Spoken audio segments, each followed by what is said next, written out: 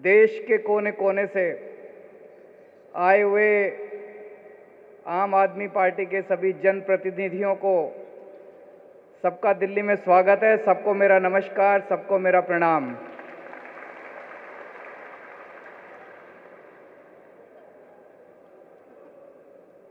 दस साल पहले जब पार्टी बनी थी तो सोचा नहीं था कि इतनी जल्दी समय आएगा जब कोने कोने में हमारे इतने जनप्रतिनिधि हो जाएंगे कि एक दिन दिल्ली का इंदिरा गांधी नेशनल स्टेडियम भर जाएगा उनके सबसे।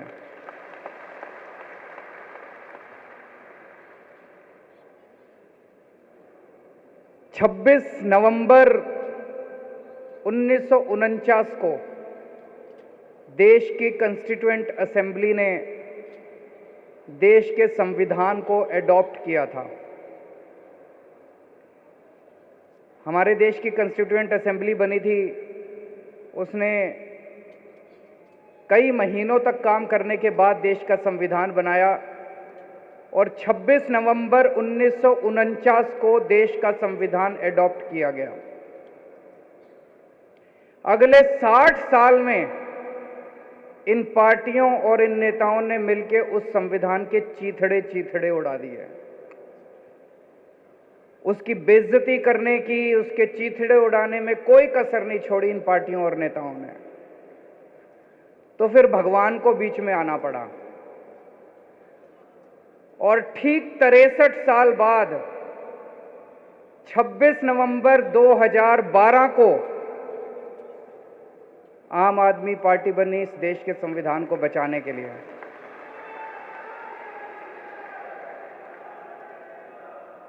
ये कोई संयोग नहीं है कि 26 नवंबर को ही देश का संविधान बना और 26 नवंबर को ही आम आदमी पार्टी बनी। भगवान ने बहुत बड़ी जिम्मेदारी दी है आपके ऊपर, एक एक आम आदमी पार्टी के कार्यकर्ता के ऊपर। आज दिल खुश होता है 20 राज्यों में और यूनियन टेरिटरीज में 1446 जनप्रतिनिधि हैं हमारे। जैसा इन्होंने पंजाब, छत्तीसगढ़, गुजरात, उत्तर प्रदेश, मध्य प्रदेश, जम्मू कश्मीर, हरियाणा, बिहार, दिल्ली, महाराष्ट्र, उड़ीसा, चंडीगढ़, हिमाचल प्रदेश, असम, झारखंड, राजस्थान, तमिलनाडु, उत्तराखंड, कर्नाटक, गोवा, इनमें हमारे एमएलए हैं, एमपी हैं, पंचायत के अंदर हैं, मेयर हैं, डिप्टी मेयर हैं, जिला पंचायत में हैं, ऊपर से लेके नीचे तक, और 2 मुख्यमंत्री हैं।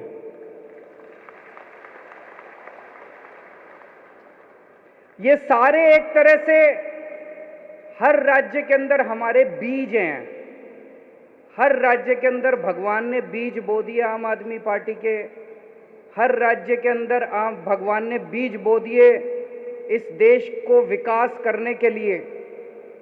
अब ये बीज पेड़ बनेंगे। दिल्ली में पेड़ बन गया, दिल्ली में पेड़ बन गया। अब ये पेड़ लोगों को खूब फल दे रहा है, लोगों को ठंडी छांव दे रहा है।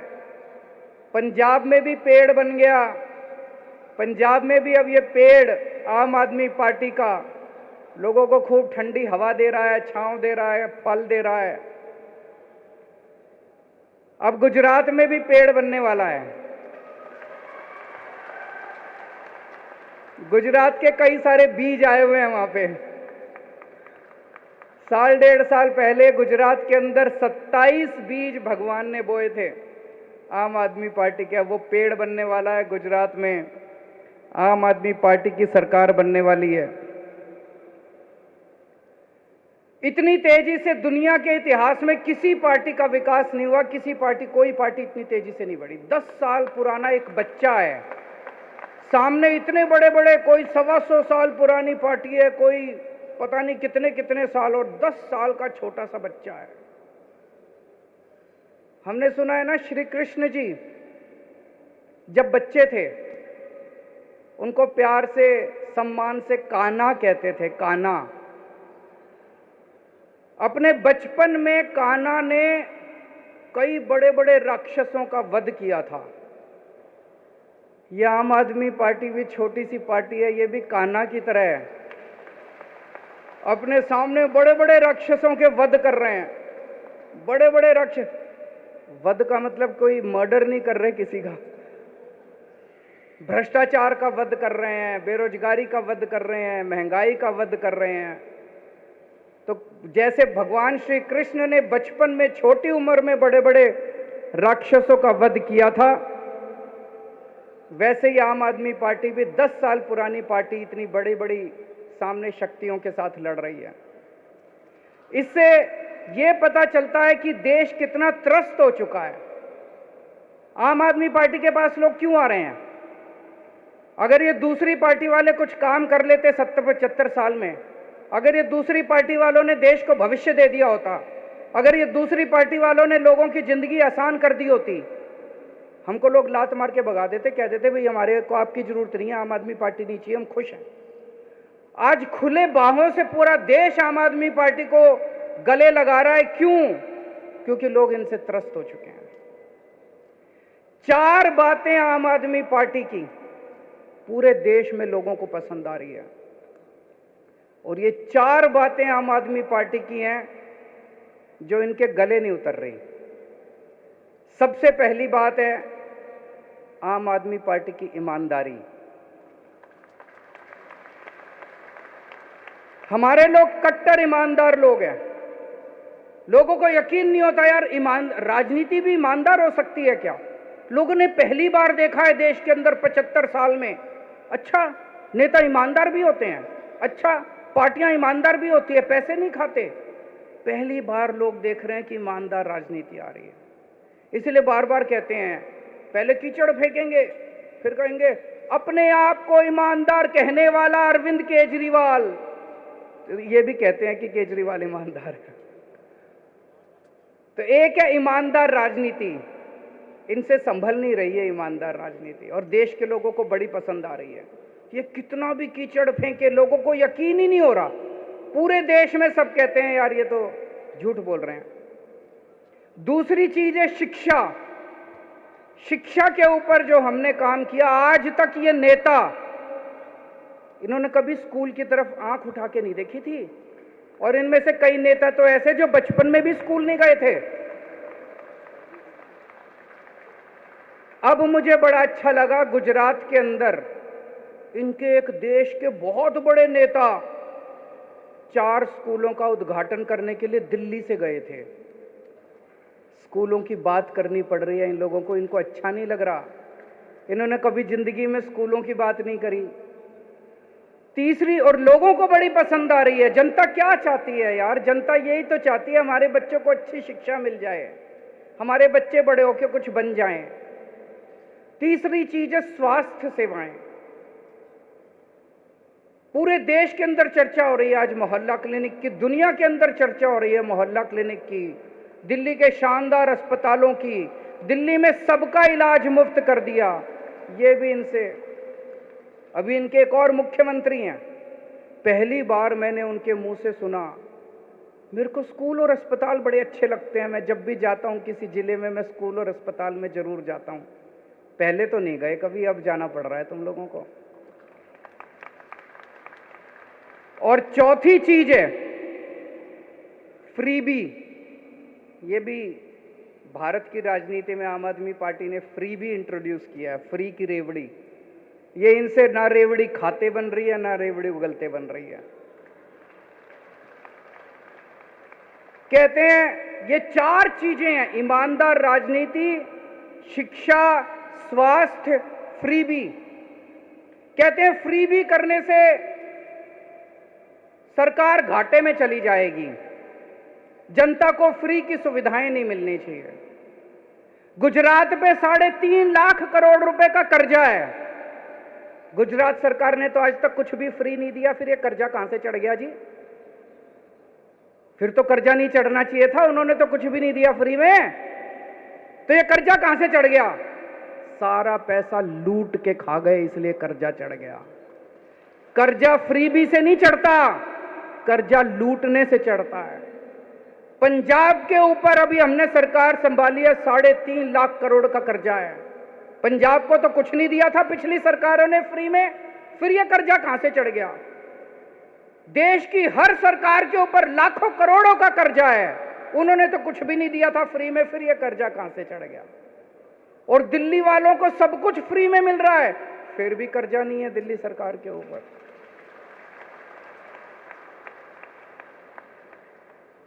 तो फ्री भी देने से कर्जा नहीं चढ़ता, फ्री भी देने से सरकारें घाटे में नहीं जाती। दो किस्म की राजनीति है, एक वो जो सरकारों को लूटते हैं, देश को लूटते हैं, पैसा कमाते हैं, भ्रष्टाचार करते हैं, अपने परिवार के घर भरते हैं, 7-7 पुश्तों तक इन्होंने पैसे कमा रखे हैं, 7 पुश्तें इनकी घर बैठ के खाएंगी। और दूसरी वो राजनीति है जो फ्री में देती है सब कुछ जनता के भले के लिए, ईमानदार राजनीति है। कोई नेता अगर देश के अंदर खड़ा होके कहे कि मेरे को फ्री की रेवड़ी के खिलाफ हूं, समझ जाओ उस नेता की नीयत खराब है, वो नेता भ्रष्टाचारी है। कोई नेता अगर देश में देखो कि वो कह रहा है फ्री की रेवड़ी खराब है, जनता को फ्री की सुविधाएं नहीं मिलनी चाहिए, सरकार घाटे में चली जाएगी, समझ जाओ उसकी नीयत खराब है। वो अपने दोस्तों के कर्जे माफ करना चाहता है, अपने परिवार के घर भरना चाहता है, जनता को लूटना चाहता है, एमएलए खरीदना चाहता है, वो देश का बेड़ा गर्क करना चाहता है। ये एक आज टेस्ट लेके चले जाना, जो नेता कहे जनता को फ्री की सुविधाएं मिलनी चाहिए वो नेता ईमानदार, जो नेता कहे जनता को फ्री की सुविधाएं नहीं मिलनी चाहिए वो नेता बेईमान और भ्रष्टाचारी और गद्दार। और ये चारों चीजें जनता को बहुत पसंद आ रही हैं, और इसी वजह से दिल्ली में हमारी तीसरी बार सरकार बनी, पंजाब में हमारी सरकार बन गई, और अब गुजरात के अंदर हमारी सरकार बनेगी। अब ये आम आदमी पार्टी को रोकना चाहते हैं, कैसे रोकें? तो अब इन्होंने मिलके खूब प्लानिंग करी है, आम आदमी पार्टी को कुचल दो, आम आदमी पार्टी को क्रश कर दो, चारों तरफ से घेर लो इनको, आम आदमी पार्टी को क्रश कर दो। झूठे आरोप लगाए जा रहे हैं, हमारे दिल्ली के एमएलए के ऊपर 169 केस हो चुके, अभी तक 169 केस, 169 केसेस, एक केस में भी सजा नहीं हुई, एक में भी। 169 में से 135 केस बाइज्जत बरी हो गए, 34 केस बचे। इससे क्या पता चलता है?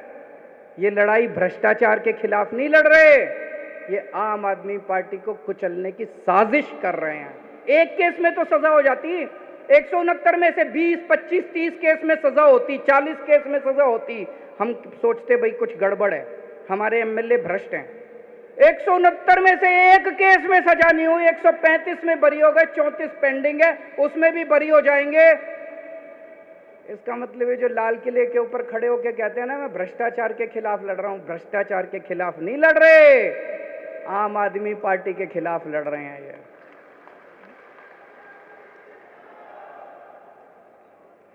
सतिंदर जैन जी किसी और देश में होते ना, उनको भारत रत्न दे देते। उस आदमी ने मोहल्ला क्लिनिक दिया इस देश को, जिसकी पूरी दुनिया में चर्चा है। यूएन के सेक्रेटरी जनरल ने आके कहा कि मोहल्ला क्लिनिक सारी दुनिया को अपनाना चाहिए। उस आदमी ने फ्री बिजली का इजाद किया, उसी ने निकाला आइडिया कि बिजली फ्री भी दी जा सकती है। उस आदमी ने पूरी दिल्ली को फ्री इलाज दिया। आज दिल्ली के अंदर जो हर आदमी को फ्री इलाज मिल रहा है उसकी वजह से मिल रहा है। उसको 3 महीने से इन्होंने जेल में डाला हुआ है, और अभी पिछले 3 सुनवाई से जज बार बार पूछ रही है सीबीआई वालों से, ईडी वालों से, भाई कोई सबूत तो दिखा दो, इसका कसूर क्या है? पढ़ा होगा आपने अखबारों में। जज ने 3 हेयरिंग में पूछा कि कोई तो सबूत दे दो, एक तो सबूत दे दो इसके खिलाफ। वो एक भी सबूत केंद्र सरकार नहीं दे पाई। तो 3 हेयरिंग के बाद केंद्र सरकार आके कहती है ये जज अच्छा नहीं है, जज बदलो। शर्म की बात है, ये हो क्या रहा है इस देश, ये देश के अंदर हो क्या रहा है? कहते हैं जज अच्छा नहीं है, जज बदलो। और अब इन्होंने एक और नया पैंतरा शुरू कर दिया। सतिंदर जैन के घर रेड मारी, कुछ नहीं मिला। उसी दिन इन्होंने किसी और ज्वेलर के यहां रेड मारी, उसके यहां कैश मिला।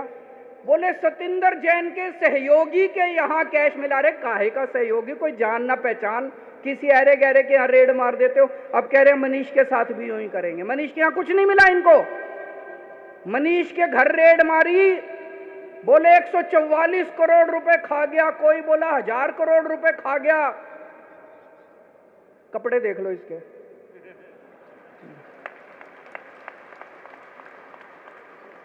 $144 करोड़ रुपए वाला आदमी ऐसे कपड़े पहनता है थोड़ी तो। और 144 करोड़ रुपए 1000 करोड़ रुपए खा गया होता तो घर में कुछ इधर उधर अलमारी में 1000, 2000, 10,000, 20,000, लाख, 2 लाख तो मिलते हैं। ढेला नहीं मिला इसके घर। फिर इनके गांव गए, मनीष के गांव गए। उन्होंने सोचा इसने जमीन खरीद रखी होगी। सारे गांव में पूछा इन्होंने, सीबीआई, ईडी, केंद्र सरकार ने, कुछ नहीं मिला। फिर इनके लॉकर में गए, बैंक में गए। इन्होंने सोचा लॉकर में होगा। तो इनका छोटा बच्चा, जब वो मीर इनका छोटा था, उसका एक झुंझुना था, वो याद के लिए उन्होंने लॉकर में रख रखा था। वो झुंझुना मिला इनको, लॉकर में झुंझुना मिला, कुछ नहीं मिला। 144 करोड़ खा गया कि मनीष सिसोदिया इतने। अब इन्होंने प्लानिंग करी है, अब एक दिन ये रेड करेंगे, 5-7 ऐरे गहरे नत्थु गहरों को पकड़ लेंगे और फिर कहेंगे मनीष सिसोदिया के सहयोगी के यहां मिले, मनीष सिसोदिया के सहयोगी के यहां मिले। पर जनता देख रही है, जनता देख रही है। रोज सुबह 6 बजे उठ के स्कूलों के चक्कर मार के आता है। कोई भ्रष्टाचारी आदमी सुबह 6 बजे उठ के स्कूलों के चक्कर नहीं मारता। कोई भ्रष्टाचारी होगा तो पहले रात को बैठ के दारू पिएगा, थोड़ी गलत काम करेगा, सवेरे तो लेट उठेगा। वो 6 बजे उठ के ईमानदार आदमी स्कूलों के चक्कर काट सकता है। 6 बजे उठ के ईमानदार आदमी बच्चों का भविष्य बनाने की सोच सकता है। कोई बेईमान आदमी थोड़ी सोचेगा। अब कल इन्होंने अमानतुल्लाह को पकड़ लिया। अमानतुल्लाह को भी बोले उसके घर कुछ नहीं मिला। अमानतुल्लाह के यहां उसके सहयोगी के यहां फलाना मिला, ढिमका मिला, ये मिला। उसका सहयोगी सारे टीवी चैनलों में जा जाके कह रहा है जी जो भी मिला मेरा है, और उसके यहां भी कुछ नहीं मिला से।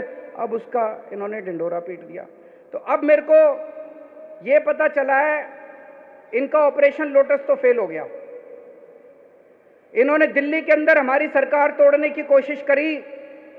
20-20 करोड़ रुपए एक एमएलए को इन्होंने कोशिश करी, एक भी एमएलए नहीं टूटा। हमने सारे के सारे गिनती करा दी थी विधानसभा के अंदर, एक भी एमएलए नहीं टूटा। फिर ये पंजाब गए, पंजाब के अंदर 25-25 करोड़ एमएलए को देने की कोशिश करी। इनकी प्लानिंग थी पंजाब में भी और दिल्ली में भी 40-40 एमएलए खरीद के तोड़ लेंगे। पंजाब में भी ये नहीं तोड़ पाए। अब इन्होंने ऑपरेशन लोटस फेज 2 शुरू किया है। कल से एमएलए के पास फोन आने चालू हो गए, या तो तुम हमारे साथ आ जाओ, नहीं तो तुम्हारा भी वही हाल करेंगे जो अमानतुल्लाह का किया था। धमकियां दे रहे हैं, तुम्हारे पीछे भी ईडी छोड़ देंगे, तुम्हारे पीछे भी एसीबी छोड़ देंगे, तुम्हारे पीछे भी। अभी तक तो कोई टूटा नहीं है जी, और मेरे को लगता नहीं कोई टूटेगा। मैंने स्वतंत्रता संग्राम तो नहीं देखा था, मैंने आजादी की लड़ाई तो नहीं देखी थी, मैं स्वतंत्रता सेनानियों से तो नहीं मिला, लेकिन आज आम आदमी पार्टी का एक एक एमएलए जिस तरह से इनका सामना कर रहा है, मैं समझता हूं ये कोई हमारा एक एक एमएलए किसी स्वतंत्रता सेनानी से कम नहीं है। जिस तरह से इनके सामने मुकाबला कर रहा है, लालच का 25-25 करोड़ रुपए त्याग दिए, ईडी की धमकी का कोई फर्क नहीं पड़ रहा, सीबीआई की धमकी का कोई फर्क नहीं पड़ रहा, पैसे त्याग दिए। ये कोई छोटी बात नहीं है। आज के माहौल के अंदर कोई ये छोटी बात नहीं है। मैं सभी से ये कहना चाहता हूं, ये सबको जेल में डालेंगे। सतिंदर को डाल दिया, अमानतुल्लाह को डाल दिया, मनीष सिसोदिया को डालने की तैयारी चल रही है। इसके बाद कैलाश गहलोत का नंबर है, उसके यहां भी रेड होने वाली है। कई एमएलए जेल जाएंगे। एक चीज बस ध्यान रखना, 3 से 4 महीने जेल जाने के लिए तैयारी कर लो, फिर ये आपका कुछ नहीं बिगाड़ सकते। अपने अपने घर में बोल दो। कल पंजाब से मेरे पास 2-3 एमएलए आए थे, मैंने उनको यही बोला। मैंने कहा अगर 3 से 4 महीने जेल जाने को तैयार हो, और जेल उतनी बुरी भी नहीं है, मैं भी गया हूं, 15 दिन मैं जेल में रहा था। 3 से 4 महीने जेल जाने की तैयारी कर लो। अगर सबके अंदर ये हिम्मत आ जाए, उसके बाद ये हमारा कुछ नहीं बिगाड़ सकते, ये कुछ नहीं बिगाड़ सकते हम लोग।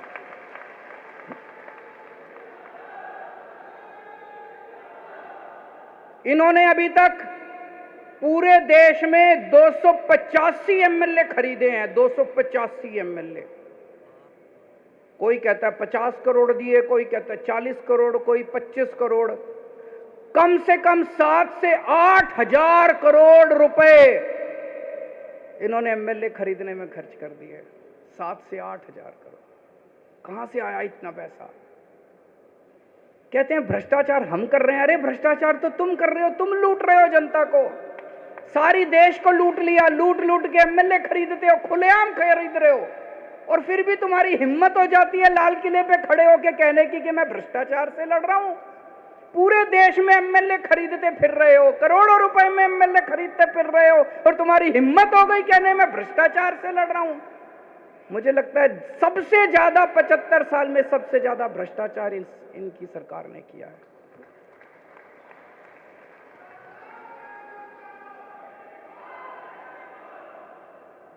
आजकल ये मीडिया को भी खूब धमकियां दे रहे हैं। गुजरात में इन्होंने इतनी धमकी दी, इतनी धमकी दी, किसी भी आम आदमी पार्टी वाले को डिबेट में नहीं बुलाना। शाम को डिबेट होता है, डिबेट में चर्चा होती है कि मनीष सिसोदिया ने भ्रष्टाचार किया कि नहीं किया, और उसमें आम आदमी पार्टी वालों को नहीं बुलाते। कांग्रेस और बीजेपी वाले आपस में बैठ के चर्चा करते हैं। ये कैसे हो सकता है? ऐसे धमकियां दे रखी हैं वहां पे। गुजरात में किसी अखबार में हमारा कुछ नहीं छपता, और फिर भी गुजरात के अंदर बल्ले बल्ले हो रही है, चारों तरफ आम आदमी पार्टी की चर्चा हो रही है। सोशल मीडिया से, सोशल मीडिया से। प्रधानमंत्री के दफ्तर में एक सज्जन काम करते हैं, मीडिया एडवाइजर हैं शायद, हिरेन जोशी जी, मीडिया एडवाइजर। हिरेन जोशी जी हैं, एक मीडिया एडवाइजर हैं प्रधानमंत्री के।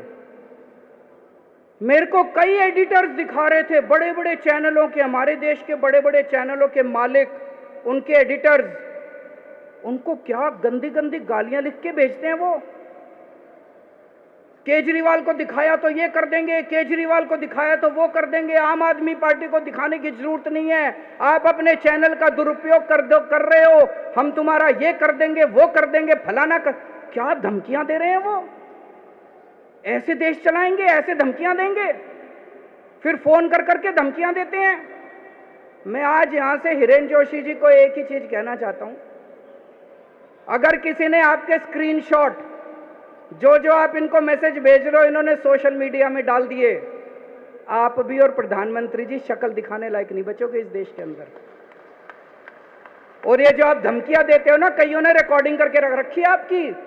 अगर किसी दिन किसी ने आपकी रिकॉर्डिंग सोशल मीडिया में डाल दी, शक्ल दिखाने लायक नहीं बचोगे। बंद करो ये गंदगी, बंद करो इस तरह से मीडिया को धमकाना। और अब केवल मीडिया के भरोसे नहीं रहा, देश ने सोशल मीडिया के ऊपर, जनता अब सोशल मीडिया के ऊपर आ गई है। सोशल मीडिया के जरिए ऐसे देश आगे नहीं बढ़ेगा दोस्तों। हम सबको मिलके भारत को दुनिया का नंबर 1 देश बनाना है। बनाना है कि नहीं बनाना है? भारत दुनिया का नंबर 1 देश केवल भाषणबाजी करने से नहीं बनेगा। विदेशों में भाषण करके आ जाओ और कह दो हम विश्व गुरु बन गए, ऐसे विश्व गुरु नहीं बनेगा।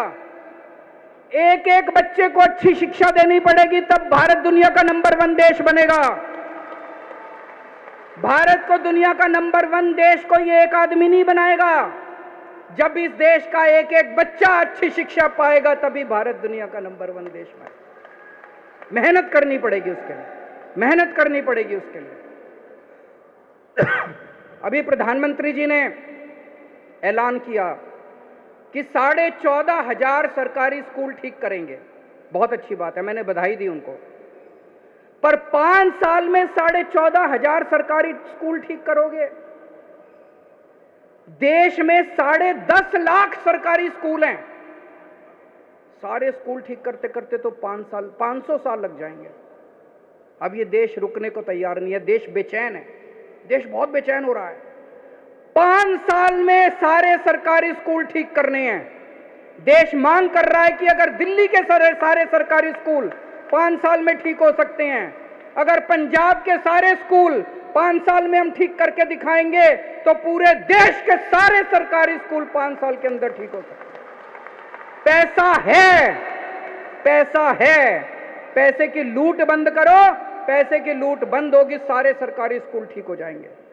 और अगर सारे सरकारी स्कूल ठीक हो गए तो भाई साहब एक एक बच्चा मेरे देश का कोई इंजीनियर बनेगा, कोई वकील बनेगा और अपने घर की गरीबी दूर करेगा। 5 साल के अंदर हम देश की गरीबी दूर कर सकते हैं। दूसरी चीज, अगर अपने को भारत को दुनिया का नंबर 1 देश बनाना है, हमें अपने सारे लोगों के लिए अच्छा और फ्री के इलाज का इंतजाम करना पड़ेगा। खूब अस्पताल बनाने पड़ेंगे, सरकारी अस्पताल अच्छे करने पड़ेंगे, सबके लिए, चाहे अमीर हो चाहे गरीब हो, अच्छे इलाज का इंतजाम करना पड़ेगा। करना पड़ेगा कि नहीं करना पड़ेगा? तीसरी चीज, हर बच्चे के पास रोजगार होना चाहिए। बेरोजगारों की सेना से भारत दुनिया का नंबर 1 देश नहीं बन सकता। हर बच्चा रोजगार के साथ हो, उसकी भी पूरी प्लानिंग हम लोगों ने की हुई है। चौथी चीज, महिलाओं को सुरक्षा मिले और महिलाओं को बराबरी का अधिकार मिलना चाहिए। अगर महिलाएं हमारे साथ कंधे से कंधा मिला के नहीं चलेंगी तो भारत दुनिया का नंबर 1 देश नहीं बन सकता। पांचवी चीज, किसानों को अपनी फसलों का पूरा दाम मिलना शुरू हो जाए। एक बार में पूरे देश का रूरल इंडिया, जितना गांव देहात है, सारा गरीबी दूर हो जाएगी। किसानों को उनकी फसलों के पूरे दाम दो। और छठी चीज, वर्ल्ड क्लास इंफ्रास्ट्रक्चर अपने को तैयार करना पड़ेगा देश के अंदर। मेरे मन में तो ये 6 चीज आती हैं, लेकिन केवल ये 6 नहीं है। अपने को 130 करोड़ लोगों को जोड़ना है, और बहुत सारे आइडियाज आएंगे और बहुत सारी बातें आएंगी। सबको संजो के, सबको साथ लेके हम इस देश को दुनिया का नंबर 1 देश बनाएंगे। कई लोग मेरे से पूछते हैं कि जी अगले चुनाव में किसके साथ अलायंस करोगे, कौन सी पार्टियों के साथ करोगे, भाजपा के खिलाफ एक यूनाइटेड। भाई साहब, मेरे को ये सब जोड़ तोड़ समझ नहीं आती। एक ही चीज समझ आती है, जिस दिन इस देश के 130 करोड़ लोगों का अलायंस बन गया, हमें दुनिया का नंबर 1 देश बनने से कोई नहीं रोक सकता। आज से 75 साल पहले इस देश के लोग इकट्ठे हुए थे और हमने अंग्रेजों को उठा के बाहर फेंक दिया था। एक बार फिर सारे जने इकट्ठे हो जाओ, फिर से हम इस देश को दुनिया का नंबर 1 देश बना देंगे। हमें लोगों को जोड़ना है। आज जब आप सब लोग यहां से जाओगे, ये 6 बातें हर एक आदमी को बतानी है। सबको, जनता को इस मिशन के साथ जोड़ना है, मेक इंडिया नंबर 1 मिशन। और इससे जुड़ने का एक फोन नंबर है, सारे जने नोट कर लो, 95100100, 2 बार 1000, 95100100। इस पे मिस्ड कॉल मारो और आप हमारे साथ इस मिशन के साथ जुड़ जाते हैं। तो आप भी जुड़ो और ज्यादा से ज्यादा लोगों को मैं इसका प्रचार करो, ज्यादा से ज्यादा लोगों को इसके साथ जोड़ने की कोशिश करो। देश के अंदर इन लोगों ने माहौल बहुत ज्यादा खराब कर दिया है। चारों तरफ लड़ाई झगड़ा, गुंडागर्दी, इस तरह से देश आगे नहीं बढ़ सकता। अपने को देश के अंदर शांति स्थापित करनी है। जब चारों तरफ शांति होगी, सुख शांति होगी, भाईचारा होगा, प्रेम होगा, तभी किसान आगे बढ़ेगा, तभी मजदूर आगे बढ़ेगा, तभी स्कूल आगे बढ़ेंगे, तभी शिक्षा आगे बढ़ेगी, तभी स्वास्थ्य आगे बढ़ेगा। भारत माता की